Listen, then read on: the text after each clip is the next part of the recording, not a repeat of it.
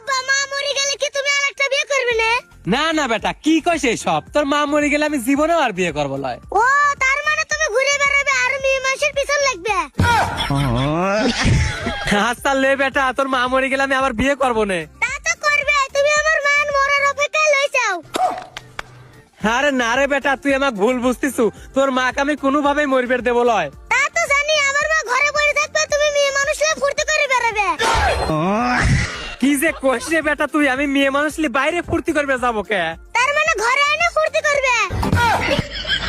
আরে মুসিবতে পড়লাম তুই ছাও লেখলি, আমি ঘরে আইনে ফুর্তি করবে যাবো কি জন্যে? তাহলে ওই মেয়ের ঘরে না ফুর্তি করবে। আরো বললাম না বুঝিয়ে। এটা স্যার আমি মনে করি বুঝি না, পাশের বাড়ির রঙেলা ভাবি তাই না? আরে বেটা কি দি তুই কি কইস? ও তো আমার বয়সে মেলা বড়। ও তার মানে তোমার বয়সও জানা হয়ে গেছে। আরে আমি করতেন বয়স জানবে চাইছি রে, ও তো নিজে এসে আমাকে ওর বয়স কইছে। কবে কইছে? তুমি মনে করি এই স্যারের বাড়িতে গেছিলে তাই না? আরে না, ওখানে বাড়ি ওয়াইফাই পাচ্ছিল লয়, আর ভাই তো থাকে বিদেশ, এই জন্য একটু ডাকছিল। ও রঙেলার স্বামী থেকে বিদেশে, এই জন্য তুমি রঙেলা কাজ যাও তাই না?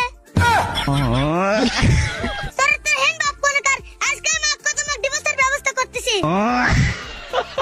তুই কি পাগল নাকি বেটা? কত ডিভোর্স কে আর একদিনে হয়? ডিভোর্স হতে তা না হলে 3 মাস সময় লাগে। সে খবরে তোমার লা হয়ে গেছে, তাহলে তুমি বাদ লাগলা কি? তুই এনতেন যা তো বেটা, যা, এত পেশাল পারিস না। আমি এখন হ্যান্ড থেকে চলে যাই, আর তুমি রঙেলা ভাবি সে টুমটুম কেদাও করবে না?